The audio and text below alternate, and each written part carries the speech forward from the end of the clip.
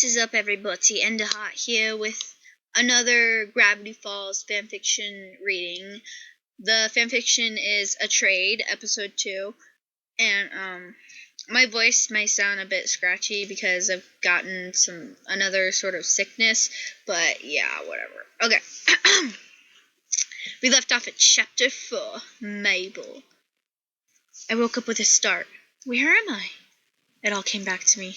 Being threatened, selling myself, saying goodbye to Dipper, being tied and forced to look at the camera, being knocked out. The last one came to me as I felt a sharp pain in the back of my head, where blood was coming out. Why did this happen? Why did we ever have to get caught up in this? Why was he doing this? Does Dipper know I'm gone? What is he doing? Who is that? The last question came into my mind as the door opened.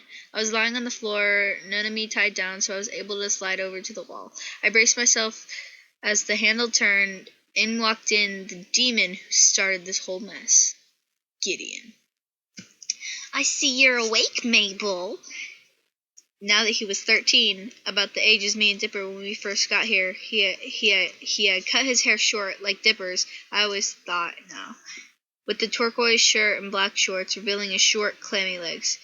Luckily, he had outgrown the blue suit and white cape he had always worn for his shows. Gideon, I know you still like me, and if you let me go, I paused, thinking what I would do. I don't want any love from you.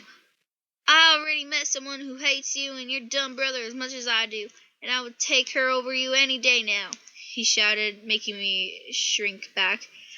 I had never seen him like this, let alone hear him say that he was over me now. In the past, that would be the best news I could have heard, but now he made me realize I might never see Dipper again. And who would that be? I asked, hoping to make him feel as bad as I did right now. That would be me, said a voice of someone I couldn't see. She walked in. A clicking sound echoed on the walls of the 7x7 room we were in. I assumed she was wearing heels. Then I smelled it. A perfume I had smelled that night before she had run off heartbroken at what I called wind dip. I looked into the eyes of Pacifica Northwest holding a whip. With that, I assumed the worst. Chapter 5, Pacifica.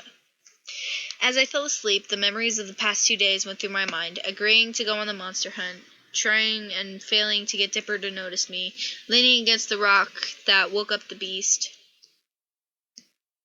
running through the forest trying to live, watching as Mabel tripped, Dipper stopping to save his sister, Dipper himself being hurt to the point where I thought he was dead, Dipper telling Wendy in the last few consciousness moments he loved her,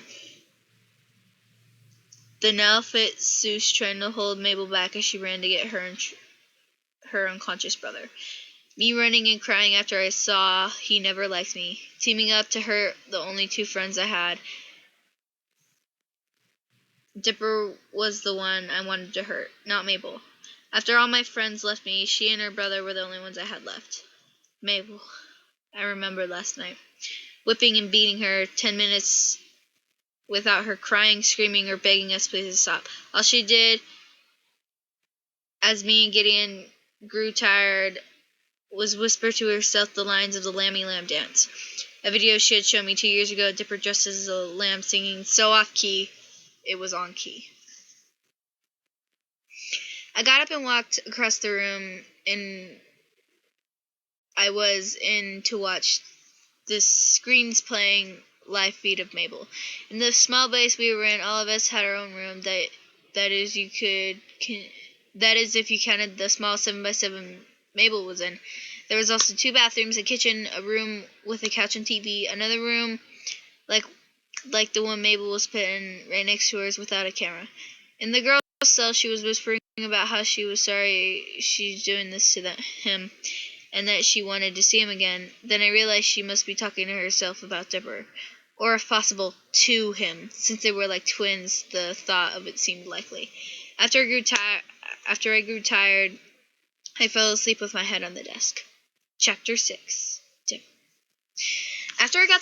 After the text I got, I had started going crazy. First, I was mad at Mabel for running off and doing this. Then I felt sad, since this is what I would have done for her. Then mad again, thinking about what I would do if I found out who'd done this. I grew worried, wondering if she was okay or already dead. I grew so tired of all the emotions that I fell asleep. As I was drifting off, I heard a buzz. Wendy had texted me. 12:36. Wendy. How could someone do this to you guys? When I find out when I find them, I'm gonna tie them down to the top of a tree and cut it down. I'll be by later. Smiley face heart. I smiled. Wendy was great, and I was sure she meant every word. As I was waking up, I heard a voice in my head. I'm so sorry, Dipper, that I'm doing this to you, said a voice like my sister's. I knew you would have done the same. I will see you again soon. As I straightened to hear the voice I thought was Mabel's, the voice grew weaker and weaker until it was gone. It was probably not even there, I said to myself, trying to assume it was a dream. As I walked into the living room, I heard two voices. Try Dipper.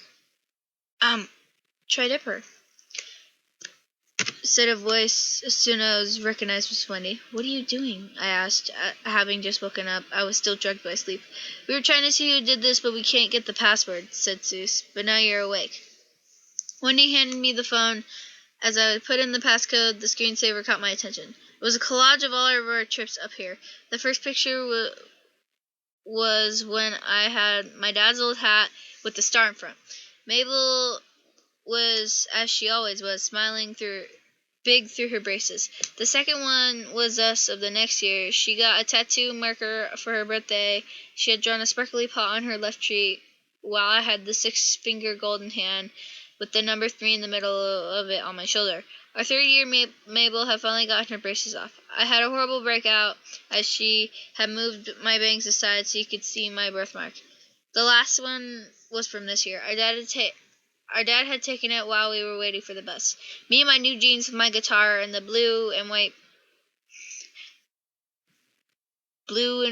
pine tree hat I got during the second week there. Mabel was in a hot pink shirt with a shooting star sewn on the front. Tears came to my eyes at how happy she was before the whole mess happened. I quickly blinked away, then typed in the password. Smile dip. She had gotten addicted to it during our first summer here. As I handed Wendy the phone, I walked behind her and planted a kiss on her red hair. She scrolled through the numbers. Her eyes got wide as she found the number. Next to it was the same someone I thought was locked away. It was Gideon. Chapter 7. Mabel. 3 days. 3 days since I heard his laugh. 3 days since I looked into his brown eyes full of adventure. 3 days since I was okay. I've been here for 3 days. Water was given to me 3 times a day, but I only got food once. While those stayed on a constant schedule, the beatings I received were random. All throughout the day, I begged that they would get tired of it to just let me go. Even dying would be better than the pain I was put through. Sometimes it would be Gideon walking in to get his revenge on me and my brother. But the worst would be when Pacifica walked in. Over the summer, she had grown muscular from the adventures we took. It wasn't the physical pain that was worse. It was the emotional pain. For years, she had been friends with me and Dipper. She had told me, Grenda and Candy. She had told me, Grenda and Candy, that she liked Dipper. Seeing her tower over me with the weapon, no look of sadness or anything in her eyes, made me cry inside at the thought that we had once been sisters. Gideon was the worst when it came to physical pain. He had gotten a lot stronger than when I first met him, but I guess 3 years of prison will do that to you. Wearing brass-toed shoes, a birthday present from his cellmate, he would kick me in the leg, arm, face, or any other place with soft skin. At first, but after last night, they have formed into a giant blue-black blanket covering my body. I could hardly stand to cover my face when I was being hurt, let alone escape. I promised myself when I first got there, no matter what I did, I would not let them see me cry, hear me scream, or beg them to stop. Nights were restless ones, never knowing if the